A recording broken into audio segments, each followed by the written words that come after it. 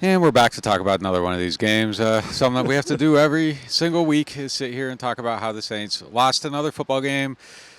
Here goes another one. Lost number 6 in a row, 26-8 to the Chargers. Wasn't a very enjoyable experience, and yet we will sit here and talk about it for about the next hour. So if you're going to sit through this, we really, really do appreciate you for joining us on this ride and sticking with us, because no matter what happens, no matter how terrible it gets, if this thing blows up and never gets off the ground again, we're still going to be right here talking about it 3 times a week. And we need you to be here with us so that we can keep doing it, because someday it might get better, and we plan to be here then too. So keep sticking around, keep watching the show. This is another episode of NewOrleans.Football presented by PJ's Coffee. We're coming to you from the mobile Ochsner Health podcast studio. And if you need a new car, go buy one from Matt Bowers at his state-of-the-art Ford dealership up there on Vets or at one of his other many locations throughout the region. We're going to talk about this thing right after this break, so we'll be right back. Ochsner Health is proud to team up with the NFL and the New Orleans Saints' Crucial Catch mission to fight cancer and save lives. Crucial Catch helps more people access the tools they need to catch cancer early and promotes prevention and early detection of cancer. Rouse's Markets is voted best grocery store in New Orleans, best grocery store in Baton Rouge, Mississippi, Gulf Coast, Thibodaux, Houma, Hammond, Lake Charles, Mobile, year after year. Thank you for choosing us best grocery store on the Gulf Coast. Number 1. Thank you. Thank you. The number 1 grocery store In Mississippi, Alabama, Louisiana. 1 million customers a week can't be wrong. Welcome to Rouse's. The NewOrleans.Football show is proudly presented by PJ's Coffee. PJ's Coffee has some of the best drinks that you can find. They have locations all over the city. They have pastries and everything else you need to get your day started. So go check them out. NewOrleans.Football is proudly sponsored by Urban South Brewery, the makers of Paradise Park Lager. I love supporting local breweries, and when looking for a refreshing, easy drinking beer, I always recommend Paradise Park. In fact, I think it might be the best game day beer out there. If you want something a little lighter, try Paradise Light. It's everything I love about Paradise Park with just 96 calories and 2.6 carbs. And if you're looking for a family-friendly place to watch the game, I'd recommend Urban South's Tap Room in the Lower Garden District. They've got 15 TVs, 30 unique beers on tap, and mouth-watering urban smash burgers. The whole family will want to make Urban South their new living room, because at Urban South, they take laid back seriously. Looking for the best insurance coverage at the lowest price? Look no further than Chabert Insurance, the Earhart Agency. They are a local independent insurance agency right here in New Orleans, specializing in home, flood, and auto insurance. Their agents are born and raised in the area and understand our community's unique needs and the homeowners insurance crisis our residents are currently in. At Chabert Insurance, the Earhart Agency, their dedicated team will shop every available carrier in the market, ensuring you get the most comprehensive coverage at the lowest possible price. They know your time is valuable, which is why they work diligently to provide you with the quotes as soon as possible. Why settle for less when you can have the best? Trust Chabert Insurance, the Earhart Agency, to protect what matters most to you. I do. I've been a client of theirs since 2021. When we couldn't find someone to insure our house because of the big oak tree growing over top, Chabert worked until they found someone that would work with us and give us the protection that we need to feel safe in our new home. Call them today at 504-326-6526 or visit them online at Protected by Chabert. That's 504-326-6526. Chabert Insurance, the Earhart Agency, your local insurance experts. Hardhide Ponchatoula Strawberry Whiskey is an 86 proof blend of aged wheat bourbon, American light whiskey, and fresh Ponchatoula strawberries. Blended in New Orleans, it is not for the thin-skinned. Look for it in your favorite stores, bars, and restaurants. NewOrleans.Football is proud to be sponsored by Firehouse Subs. Make sure you check out their location on Veterans Boulevard. Attention Saints fans, don't let pests and termites invade your home field. Trust the team at Red Pest Solutions to tackle those unwelcome visitors. Call the Red Man today for unbeatable pest and termite control. Score peace with no pest. Visit redpest.com, REDDPEST.com. All right, let's get into the show.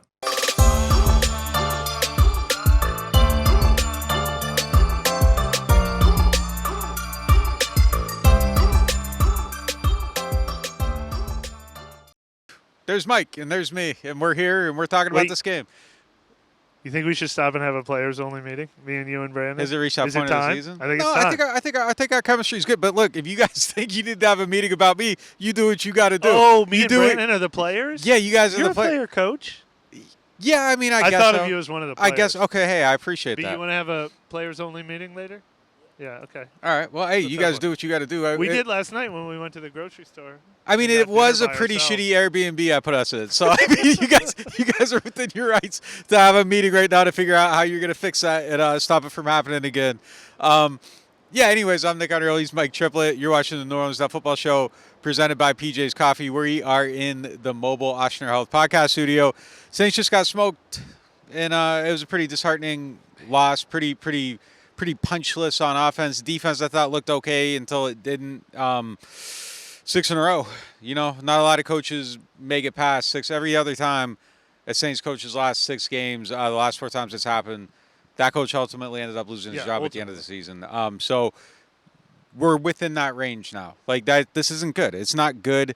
I don't think the season's over. Next week they get Derek Carr back. Kind of leads them into, you know, let's look beyond this one before we dissect this one, just to the grander scale of things, because I think that's kind of the interesting thing here is where's the season going? What's it going to be? Where does it go from here? We've kind of talked about this a few times theoretically. Hey, if they lose 6, can they lose 7 in a row? Can you lose to Carolina, the worst team in the NFL, and then have Atlanta come to your building, and does the coach retain his job at that point? So, I mean, I really do think it's fair to kind of talk about it. Is it a do-or-die crossroads for DA heading into week 9 against Carolina? Yeah, I think that's the unforgivable loss. Like, I mean, I'm not saying 6 losses isn't unforgivable and 7 is, but Carolina's a disaster. The Saints are a disaster. Carolina is like a disaster beyond the Saints' disaster. And so that would be a humiliating loss, especially if Derek Carr comes back in it. All the guys that came back today, you're losing some of the excuses.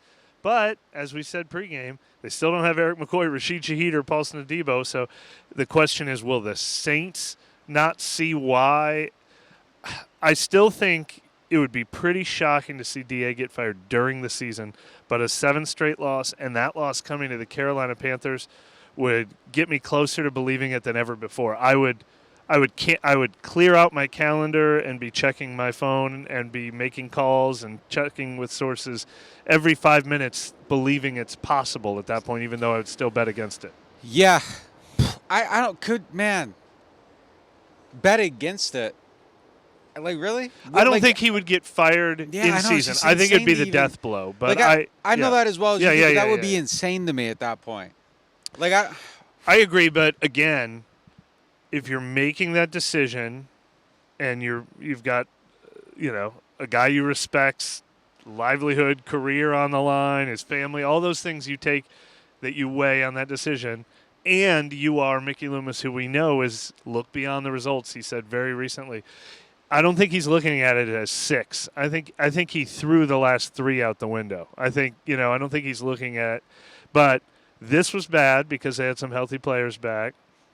Next week would be epic disaster, and it becomes in play then. But, you know, like I said, I think it becomes in play, and I think it becomes more likely to happen at the end of the season because this team is still set up to finish 4-4 or something like that. And if they can't do that this year, I think that would finally be the death blow. But I'm talking practically here, not trying to sell anybody. Yeah, it's on interesting. It's interesting, and the thing you said that I think rings on that is that you said Mickey's in control of DA's livelihood. I can't think of another GM. I'm sitting here going through my head besides Jerry Jones, whose livelihood isn't tied to the coach, like together in a package. Like that's probably the difference in how to think about it. Howie Roseman's got that kind of setup. Howie Roseman's got a, you know, there's.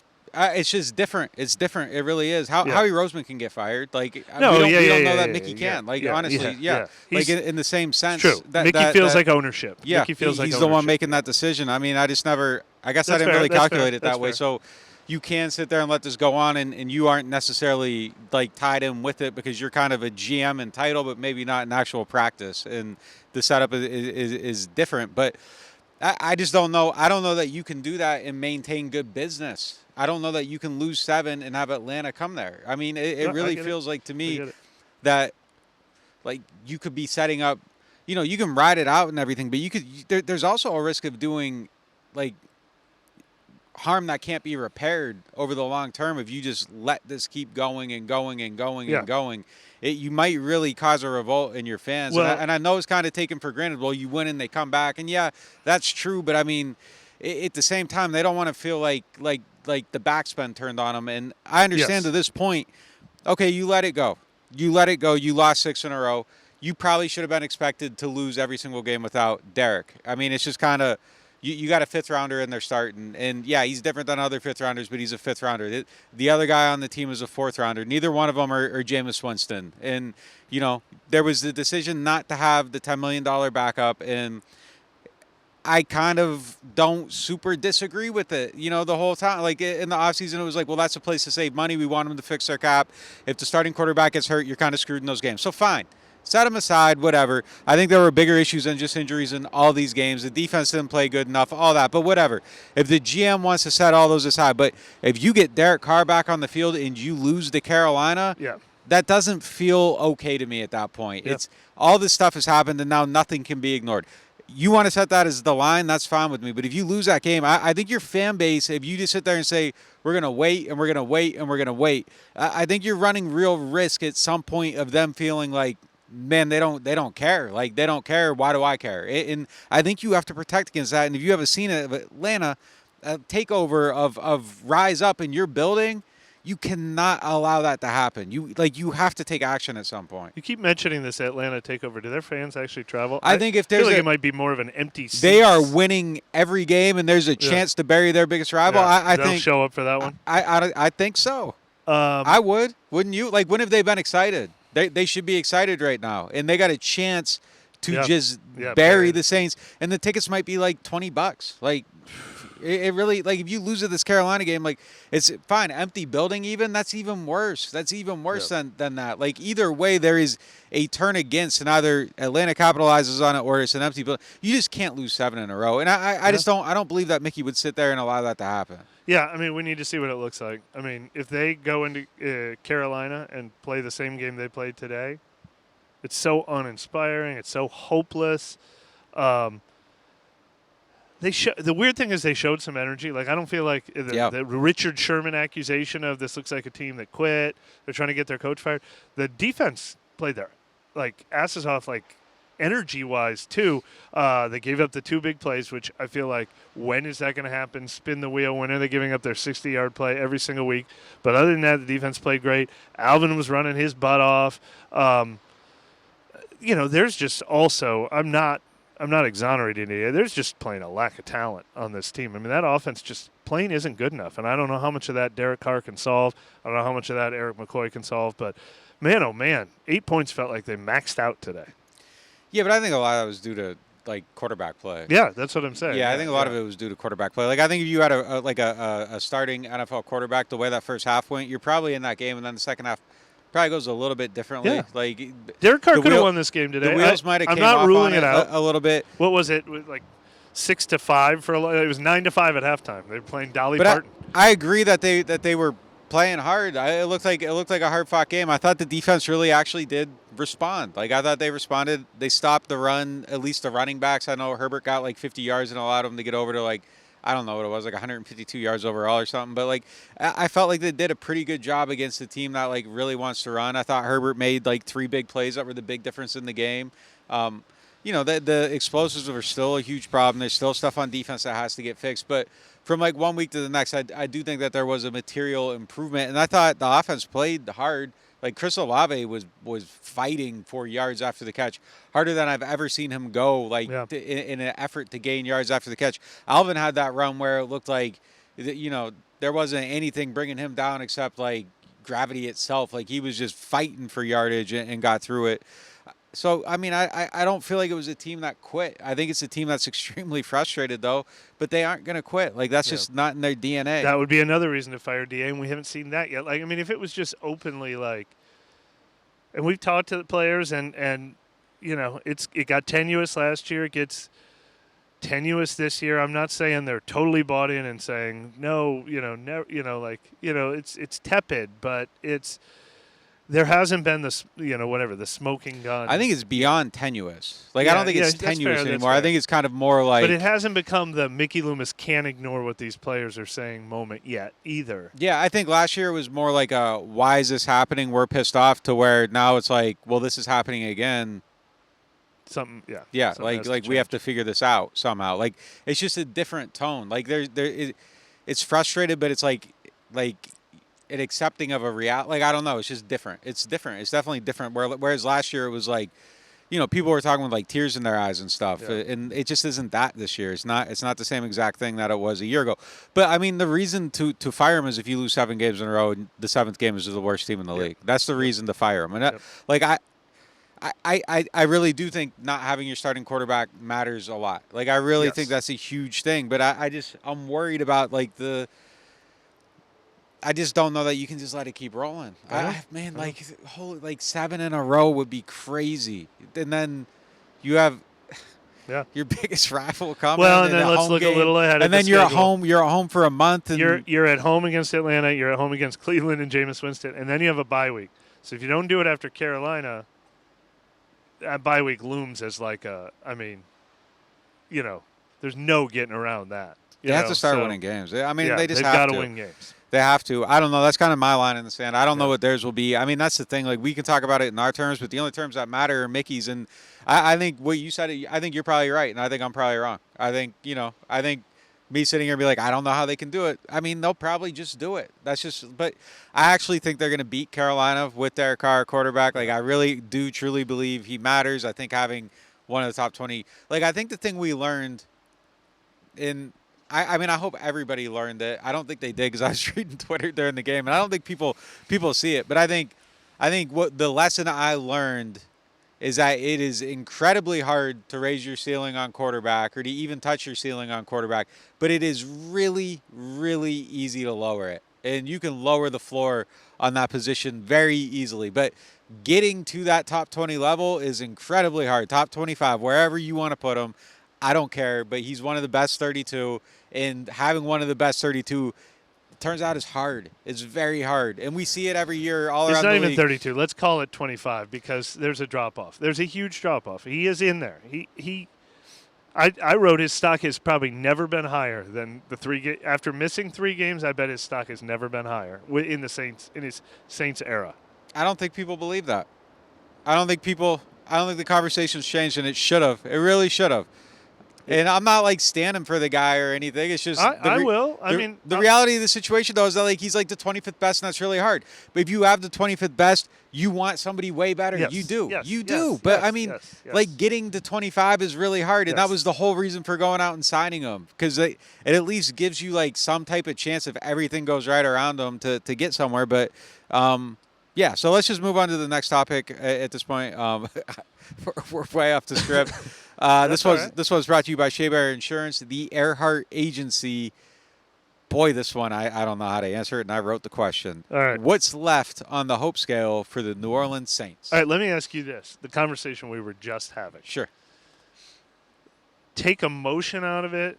Take the fans, our loyal listeners, out of it, and knowing that they want blood. Take the fact that probably a lot of players in the locker room probably want blood. And we're talking about, well, this crazy Mickey Loomis, he looks beyond the results. Honest answer, though. Derek Carr comes back this week. Maybe he'll have a little rust in the first game back, but be certainly healthy in a couple weeks. Got the bye. Schedule's seemingly pretty easy. Eric McCoy comes back probably the week after that, maybe. All these guys came back today. You're not getting Paulson Adebo back. You're not getting Shaheed back. Who knows how long Marshawn Lattimore is going to be out now with his second hamstring injury. Injuries will keep coming. But, like, honest to goodness, do you think if you stay the course with the head coach and these guys came back, these important players came back, that this team could win half their games for the rest of the season? Yeah, I do. Yeah. I think I still feel that way. I used to definitely feel that way. How many games are left? What are they? 10 games. 10 Can games? they go 5-5? Yeah, I think they could. All right. I also believe that. I wouldn't bet on it, but I think I see a path to it. Second part of that question, is that a noble goal? It is.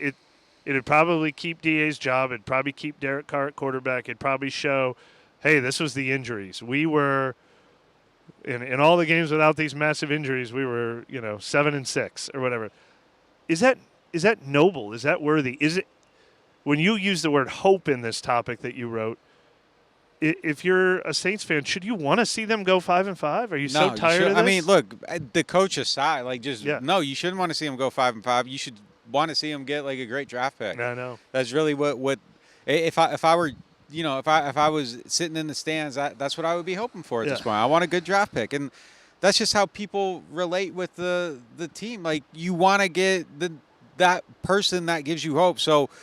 Like keeping this afloat as a fan of the team, like I don't think that bestows you with this like great deal of hope. Like you want the hope of someone that can put you on their back and carry you to that, and I don't think that person exists. Like that isn't the head coach right now. That isn't the quarterback right now.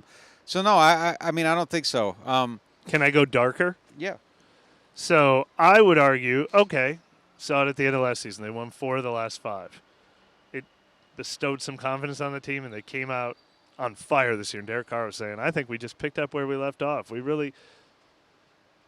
So maybe you could win 4 of your last 5 and bring that into next season. And you've got Clint Kubiak in this offense, and it works. Hey, it works. And it can get the most out of some players. I don't think this team's going to be better next year than it is this year. I think DeMario is going to be worse. I think Tyron's going to be worse. I think Cam might not be on the team. I think Alvin's going to be a year older. Yeah, you'll get a couple draft picks. Maybe you'll sign one free agent. But I don't think you can build off this and think it's going to be great next year either. It's a tough time to be a Saints fan. I mean, if they were a deeper team and didn't get super injured, I really do believe, though, that the season could have been okay. Like I do. Oh, I do too. Yeah, I do too. I do. So they could have been hit reset and have better health. This absolutely could be a 10-win team. I see it in this team, or I saw it in this team. I have no problem with that. But like if the problem that the biggest problem that DA has, and I'm not saying this to give him an excuse. I'm just saying, like in the framing of the conversation, how people would sit around and talk. I mean, you kind of see it with Shanahan right now a little bit. But if Andy Reid's team, let's not use Andy Reid because they've won multiple Super Bowls. That's not fair. But I mean, like if you tear through the 49ers even a little bit deeper and they lose 5-6 games in a row with the quarterback, both starting wide receivers, 3 of their starting offensive linemen. The Rams just did it. They started 1-4. Yeah, good example. You give McVay. You aren't looking at McVay like, boy, that guy's a he's a bum. He failed. You're looking at it like, wow, they had a lot of injuries and that sucks for them. And then they win a game. It's like, wow, they're back. They might find a way to get there. And it's just hard to sit here and have a conversation outside of anything else for DA because we haven't seen any type of heights that gives you the reason to say, yeah, he can figure this out. He'll be all right. Just let him get his players. He'll get there. It's just kind of, well, it didn't get there last year. It didn't get there the year before, and it's not going to get there again. And that's kind of where it's at for him. So as we sit here now, it's kind of hard to have any type of conversation about hope that's tied to that because there hasn't been anything beyond that. So it's just – that's the thing. The Rams got healthy, and they got back to being the Rams the other night. They've won 2 in a row, looked really good in Minnesota. I think the Saints can get healthy and get back to being the maybe 1 game over 500 team. Yeah. But when you add that to 2-6, you're 7-10. That you can hope for 7-10. You can't hope for 10-7. Yeah, I don't know. I want to see better than 5-5. Yeah. I don't know if they can get there. The thing that hurts is that first 2-game stretch too. If you told me they come out here and they put 50 up on Carolina again, I might be like, all right, like maybe there was something there at the beginning of the season. But like it's got to be, they got to really do something over these next 3 games. And it has to start this week. I'm sorry, I can't. How do you feel about 2-1? Are you encouraged by 2-1? Let's say beat Carolina and win one of the 2 home games against Atlanta and Cleveland, and now you're 4-7 going into the bye week. Is the word hope enter a conversation like that or no? I'll just put it like this: like I'm never someone that so stood in on a take that I'm going to stand there and keep screaming, even as a take. As there's new information. So you get your quarterback back. Look, it's pointless. Like if we sit here and can be like, no, we saw that. Like the only thing that really matters moving forward from this point is that I think starting tomorrow, Mickey Loomis is giving him, I don't want to say a clean slate, but that's where the judgment's going to start from. Is they're going to start evaluating it over these next 10 games, what their future is going to be. So really, if he earns it over the next time, fine, then he earns it. But it doesn't matter if we sit here and say, no, they should go. That's what it's going to be. So, look, if he goes 8-2. 7-3, 6-4, he's fine. Yeah. I mean, I don't know. It's just so discouraging right now. It really is. It's so discouraging. You watch 6 losses in a row, and again, I really think the quarterback matters, and I really don't think that he has all. I don't know. He just doesn't have all his cards. Like, he doesn't. But like at the same time, it's 6 losses in a row, and you got to win this week. All right, moving on to the next one. We already hit on this a little bit, but we'll hit on it again. This one's presented by Urban South. What did we learn from the last 3 weeks of quarterback play from Jake Haener and Spencer Rattler? And Mike wrote a great story about Rattler today, so make sure you go check that out. Thanks. Yeah, look, I'm going to pat myself on the back. The Rattler and Haener I saw today, and the Rattler I've seen is kind of matched what I saw this summer. I never got. They found the miracle cure. I was like, yeah, sometimes I'm really wowed by the throws he makes. I love the athleticism. I love the movement in the pocket. But he looks like a rookie who's a maybe a couple years from now. Yeah. And I'm actually not super discouraged by what I've seen from either guy, too. I think both of them look super comfortable out there. I would say that more than Garrett Grayson, more than Ian Book. They don't look overwhelmed. They look like they feel like they belong. And they have limitations, and they make some bad choices. And Spencer Rattler looks like he needs to turn the jugs machine down 2 notches sometimes when he throws a 95-mile-per-hour fastball high and off the hands of his receivers. All that stuff I saw, I never understood exactly why everyone was ready to start Spencer Rattler in week 1 and think he was the future of the team. But I'm like, man, that's a great pick. I don't think anybody that watched him thought that. But I also still think that was a great pick in round 5, and I hope he comes back next year and he wins the backup job next year, and maybe there's something there. And but just they're miles below Derek Carr. If you want to win, if you want to finish 7-3 this season, you desperately want Derek Carr back on the team.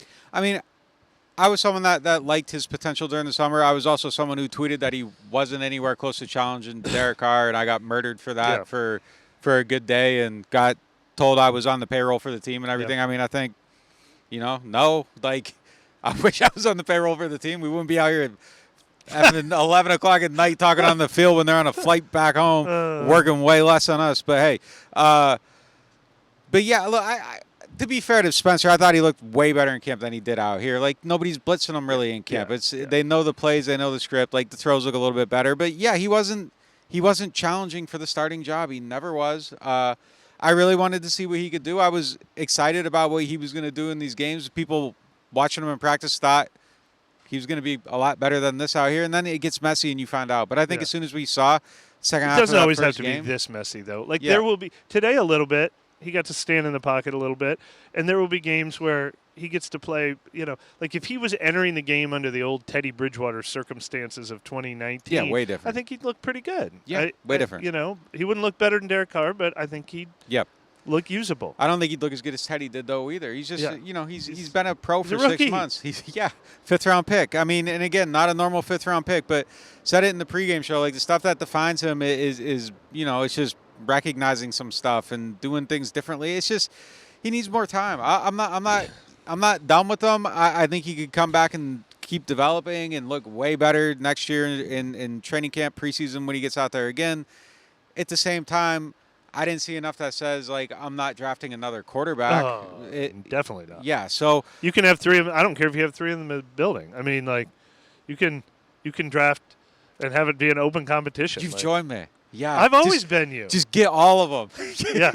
No, our biggest fight ever was the time we switched sides, and I thought you were practical joking me, and I was asking everyone in the room, did you guys set this up when I was outside? That was Hennon Hooker. I wonder if he ever turns into anything. One day we'll find out. But, yes, he does not stop you from drafting one, but good. Go ahead and draft one in the first round next year, and if Spencer Rattler beats him out like Kirk Cousins beat out RG3, great. I don't know if that actually happened or if he just got hurt, but that's all fine too. But, yeah, absolutely.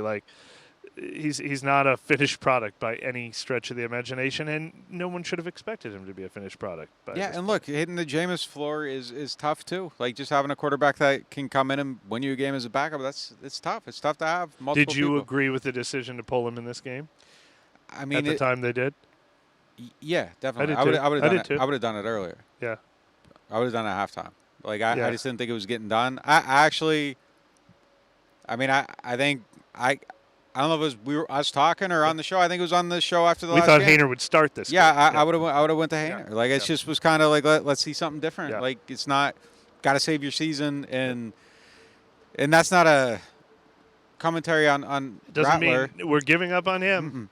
It's just given the situation, Yes. like you desperately need a win, and I would have been coaching this one like my job was on the line, and I need to do something to save my season. And I get why they didn't necessarily do that. If you still remain high on them, like it wasn't like an egregious decision to me or anything to stick with them. I just would have done it a different way. But it's easy to say that from the outside. Like maybe you see different things in practice. Maybe you think Spencer's going to go out here and okay, we're going to protect better for him, and now that's going to fix it because this, and this, that. But it didn't work out that way. And, yeah, I would have just my only criticism is it didn't happen sooner. Really, it is. Halftime, that would have been my decision. I would have came out, and I don't think it changes anything, but I would have just been trying to aggressively attack a different result. And even though it was close at halftime, I would have felt like, yeah, we aren't going to score any points if we don't do this. So I would have done it. It's a great transition going right into the ad break. Come back and find out if I'm still here for the second half, or if Nick replaces me with Brandon.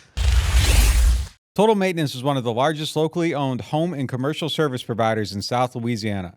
They were founded in 1980 and serve the greater New Orleans and Baton Rouge markets. And Total Maintenance wants to show some love to our NOF listeners. They have a membership program that gets you 2 tune-up visits for AC and heating, as well as club membership discounts of 15% on all repairs, half off of all diagnostic charges, and 3-year warranties on most repairs for membership clients. This is usually priced at the low price of $24.95 a month per system, but if you tell Total Maintenance that you found them through NOF, they'll lower the price to $20.95 per month per system for as long as you keep the membership active. It will never increase. Total Maintenance has a tune-up special running this summer for $79, down from the normal price of $179. This is a one-time offer for one system only. They also offer a free diagnostic on second opinions on units deemed to be unrepairable, and they offer free estimates for replacements as well as commercial maintenance programs. Services include AC and heating service and replacement, electrical service, plumbing service, as well as generator service and installation. They are Total Maintenance. Find them at tm-ac.com or give them a call at 504-841-3300, or if you're in the Baton Rouge area, 225-480-1000. Martin Wine and Spirits is home to a selection of hand-picked barrel select bourbon, whiskeys, and much, much more. They are family owned and operated since 1946 and specialize in wine, spirits, gourmet food, gift baskets, catering, and tasting events. They have many locations, so they're never too far away. You can check them out in Metairie, New Orleans, Mandeville, and Baton Rouge, or if it's more convenient, you can always shop online. Whether you're a wine novice or a seasoned collector, you'll enjoy the Martin Wine and Spirit experience.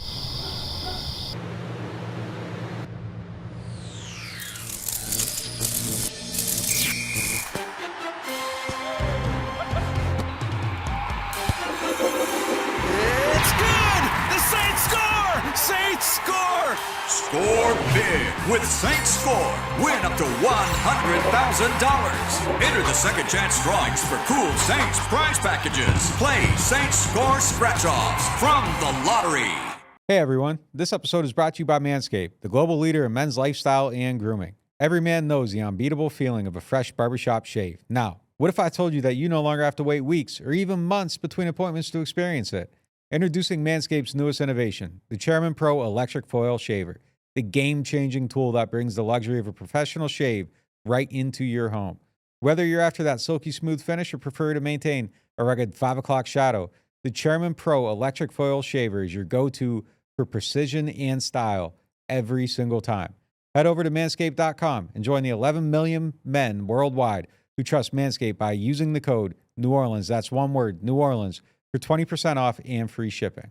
There's nothing quite like the feeling of stepping into your dream home. At Jefferson Financial Federal Credit Union, we can help make that dream a reality with a team dedicated to you. When you partner with Jefferson Financial, you do so for the life of the loan. Having a single point of contact when questions arise is invaluable. Our experts are here to guide you every step of the way. There's no better time to invest in your future. Apply online at jeffersonfinancial.org. Federally insured by NCUA, Equal Housing Lender. Whether you are a local New Orleanian or a fan in town for the game, get your pre- and post-game fired up at Aaron Rose. Local chaos and local love for the black and gold. Wake up and live with daily drink specials, mimosas, screwdrivers, Bloody Marys, and hot or frozen Irish coffees, all just $3 or $4 between 10 a.m. to 2 p.m. Aaron Rose, half a block from Bourbon Street in the French Quarter, 811 Conti Street. Here at the Queen Casino, indulgence knows no bounds. Prepare your taste buds for an extraordinary culinary journey. Start your day at Capital Coffee. Craving something different? Three Walks Noodle Bar offers a tantalizing selection of Asian delights. At 1717 Kitchen and Cocktails, savor American cuisine with a twist. Or ascend to the loft for an elevated experience. Enjoy artesian grazing boards and exquisite craft cocktails. Join us at the Queen Casino. Your royal adventure awaits. And if you remember, you didn't have to wait. All right, it's time for the hard hide player of the game. Two good options here. We went with Pete Werner. Oh, you say two good options. I wonder if you have the same. Chris Olave is the other one. Oh, then I say three good options. Yeah, Olave for sure. Yeah. Who you got? But we won't. I also, well, we're going to do 3 up, 3 down, so I'll reveal it later. Werner was my first instinct. I talked to Pete Werner briefly in the locker room. Poor guy was taped up, icing down. I think he got a new injury today after he came back from the old injury. But, man, did he ball out. And he was making play after play. And he would have absolutely cemented it if he would have pulled down that interception. Talk about a guy who just played like he got shot out of a cannon the whole day long. How many tackles for loss did he finish with today? 2 tackles for loss. Thank you, Brandon. Led the team tied for the team lead with 9 tackles, 2 tackles for loss. That near interception. He was playing great. He did make a difference. I think we shortchanged him a little bit in what big of a difference he could make. We kept talking about, Taysom's the most important. Getting the offensive lineman back is the most important. Olave's the most important. Yeah, it's also important to get Werner back. He wasn't the only reason they had those bad games. He looked like he was the only reason they had those bad games today. That's how good he played. Yeah, he looked amazing, and it was like an immediate impact. Kind of crazy to see how important he was to the team very early on in that game. I have no Wi-Fi over here, so I can't look up any stats at all. All right. But yeah, I thought he looked great early in the game. He came out, made a huge difference. I thought it was a big deal in their run defense.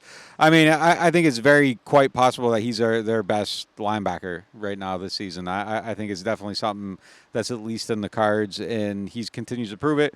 Really bounced back from how things looked for him last year, and just really made some impactful plays.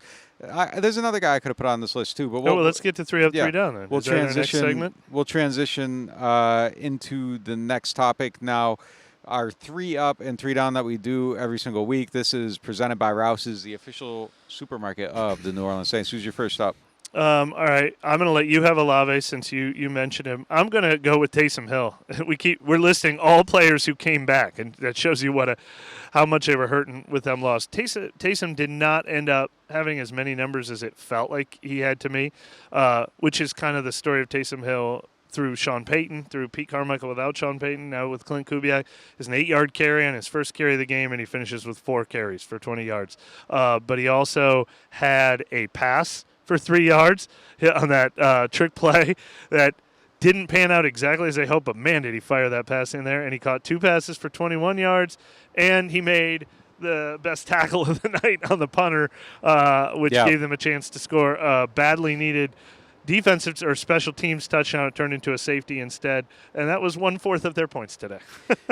I bet, when we go through and really break it down, I'm willing to bet that there's probably a lot of bad plays from Chase Young in there, just kind of plays that didn't get finished. I mean, there was just too many rushing yards, too many, especially by the quarterback, and that's often on your edge guys. But you don't see everything watching live, but live flash plays, it felt like Chase Young had a lot of them today. Oh, you're saying a good game? Yeah, so I'm putting them on my up list, just relative. I saw 3 impactful pressures, and for all I know, those were the only 3 he had the whole entire game. Yeah. But those three look pretty good. So a tentative up here, but we'll see He what also it got looks like on credited film for a review. pass defense. Did he bat a pass? He might have. Yeah, he might Half have. a sack, had that Yeah, QB on hit. one of the pressures, he came in and knocked one down. But Man, how about Granderson almost had the safety, and he let Herbert slip out of his grasp. Yeah. The collection of almost sacks this team has had this year that they let the guy get away are revolting. All right, so you didn't mention Olave. I told you could mention no, Olave. I got him. You wanna He's say- already you on wanna there. say more about him? Chris Okay. Olave's on there. Well, he yeah. had his first 100-yard game, and like you said earlier, he was just battling. He this looked whole- amazing today. whole day. 8 for 170. He did have one crucial drop, but they targeted him 14 times today. Alvin got targeted 11 times. They were really going to those guys time and time again. These guys aren't as up as those other guys, but a couple of guys who we have not said great things about in the past that I think deserve some credit. Colin Saunders made 2 great plays today, including the sack. Yeah, he did. And a big run stuff. And Ugo Amadi gets Ugo played good. his debut game. He had a sack coming in on the pressure, 3 tackles. I feel like he did something else that was really good in pass defense that stood out to me at one point. All in all, the secondary without Paulson and Debo held up pretty well, except for 2 horrible plays, which how many times have we said that this year? One where Alante got beat on a 50-50 ball, one where Kool-Aid McKinstry slipped up in coverage on 2 deep passes. My last up, I'm going with Alvin. You just kind of mentioned it. He had 10 carries for 67 yards, 6.7 yards per carry, a huge bounce back for him. Kind of got a little bit of blocking up front and got some things done. I thought they ran the ball pretty well the whole game. For whatever reason, I don't think they leaned into it enough, even when the game was close. Like, I feel like they could have ran the ball more than they did. And he had 6 catches for 55 yards. Just a really good day for him overall. Had a 20-yard run, too. So, Ian, I know you listen to the show. You finally got it, man. You finally 24 yards. Yeah, you finally got way that past 20-yard run. Yeah. Downs. I mean, we talked about Rattler. He's got to go in the down. He got benched during a game. That's tough. I don't know if I would put Kool-Aid McKinstry in the down, but he definitely was clearly the guy who gave up that 45-yard pass. DA was coaching him for a long time in the locker room after the game, we noticed on that. So it's just a reminder that these rookies still face a learning curve. This is like a really, really rough and probably insensitive one, and I acknowledge that right off the rip. I thought he looked amazing when he was on the field, was running incredibly. Kendra Miller, he had a 12-yard run where he had 3 guys that were unblocked coming at him, and he got by all of them and got 12 yards, and the play got called back on a hold. But you got to play, and he got hurt again, and that's just frustrating, and I don't know where it goes for, it's just he can't stay on the field, and it's unfortunate, and I don't even necessarily think it's his fault. I mean, obviously it's not. You can't control these injuries. One hamstring goes, now the other hamstring went. We're going to see how it goes for him, if it's a lingering thing or just a one-game thing, but just an incredibly frustrating just tenure. Just and it makes it even worse because you see how good he is, and it's just like he can't be on the field. Like, he looked incredible carrying the ball today, and it just can't stay out there. The free space on this is Blake Groupie. Yuck. Missing a short field goal. But my hidden one is not hidden. We talk about it every single week. If you are a wide receiver on this team and your name is not Chris Olave or Rashid Shaheed, yeah, the hell are you? I mean, Bud Means had a great 36-yard catch on his one target. Mason Tipton, 2 targets, 14 yards. Equanimeous St. Brown, no targets. Like, they're useless on this team this year. I don't know. They're not getting open. I don't know if they're not being used right, but man, Olave needs some help. I'll just show the whole secondary in there. Didn't tackle well again, in some of them big moments. Becoming an issue, it is. They gotta clean that up. They definitely gotta clean that up. So you got any other downs? Oh no, I think we just did like 11 downs. So Lad McConkey was up. Yeah, there you go. Hayball was up and down and up again, and hey, it's your turn again. If that and one it's your play turn hadn't again. bounced and hit the pylon, like he would have had an absolutely incredible day if that one hadn't hit. But yeah, moving on to the Martin's question of the day. Martin's is home to a wide selection of hand-picked barrel select bourbon, whiskeys, and more. Martin's, so much more than just wine. And the question comes from Chris. He asks, what are some of the things the Saints fans can look forward to the rest of the season? Rattler had another bad game. Offense was flat again. Defense allowed 25 plus again. This goes back to the hope question, and it's like, it depends what kind of fan you are, and I'm not going to say what kind of fan you are. It depends if you're the kind of fan who would be happy to see this current version of this team have success, which would then lead to this current version of the team coming back next year. I would say the one thing I would like to see covering this team, I don't necessarily want to see them trot this same team back out again, but I have not sold my Clint Kubiak and this offense stock. And I would kind of like to see over the last 10 games of the season that the first 4 games of the season weren't a total mirage, and that maybe they have an offense that could come back and run it back out again next year and actually look good. I don't know if anyone's coming with me on that on that train or not, but I believed in it so much from February through September, and then it looked so good in September that I don't want them to be starting over with another new offense next year. I want to see that when they get Derek Carr and Eric McCoy back, that they look really good again. All right. Is that something to hope for? Sure. Yeah, sure. But that would mean I don't think you're keeping Kubiak unless you're keeping DA, and that means I'm telling everyone, hey, hope they play well enough to run it back again next year, and that's tough to sell. Yep. And I mean, this person nailed it in the question. I mean, if you're the other kind of fan and you're like, no, I want to see Kool-Aid and Rattler and Kendre, I don't know what to tell you because I don't know when you're going to see Kendre again, and I don't know when you're going to see Rattler again. Yeah, I mean, for me, like, I'm just going to have to see something, and then we, like, it's just so hard to see it from right here. It just feels hopeless. It really does feel hopeless right now. Until they've lost 6 games in a row. Like, they got to find a way to win a game. That's going to do it for this portion of the show. We're going to hit a quick overtime because there's somebody in here going nuts, and we got to talk to them. But after that, we're going to get out of here because we got an early flight. So this is going to be a short overtime, but we're gonna hit a few of these.